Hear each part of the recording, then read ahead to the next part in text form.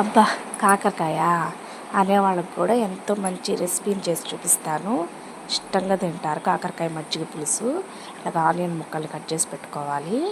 తర్వాత కాకరకాయలు పైన తొక్కు తీసేసి ఇట్లాగా ఉప్పు పసుపు పొడి వేసి ముక్కల్ని ఇట్లాగా గంట సేపు నానబెట్టాలి. అందులో నుంచి ఇట్లా వాటర్ వస్తుంది. వాటర్ అంతా తీసి పక్కన పడేస్తే చేదంతా పోతుంది ఫ్రెండ్స్. ఇట్లాగా నూనెలో వేసి ఈ విధంగా వాడ్చుకోవాలి.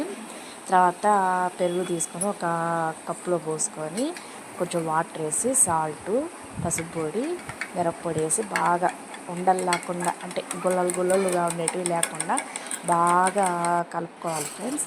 ఇట్లాగా పక్కన తీసేసి కాకరకాయ ముక్కల్ని ఈ విధంగా వాడితే చాలు. ఆయిల్ పెట్టుకొని ఆయిల్ పోసుకొని ఒక 2 టేబుల్ స్పూన్ల ఆయిల్ చాలు. ఆవాల మినపప్పు వేసి పచ్చనపప్పు వేయాలి ఫ్రెండ్స్. పోపు చూడండి, ఇదిగో ఈ విధంగా అందులో వేసేసి బాగా దోరగా వేయించుకోవాలి. లైట్ గోల్డెన్ కలర్ వస్తే చాలు ఫ్రెండ్స్, బాగుంటుంది. ఈ విధంగా వాడ్చుకోవాలి. వాడ్చుకున్న తర్వాత ఆనియన్ ముక్కలు వేసుకోవాలి ఇందులో. చూడండి, ఈ విధంగా వస్తే చాలు. ఆనియన్ ముక్కలు వేసుకోవాలి. తర్వాత అందులోనే కొంచెం కరివేపాకు వేసుకోవాలి, రుచికి బాగుంటుంది. బాగా వాడ్చుకున్న తర్వాత కరివేపాకు వేసుకోవాలి. ఈ విధంగా బాగా వాడిన తర్వాత ఈ విధంగా ఆయిల్ సపరేట్ అయిపోతుంది.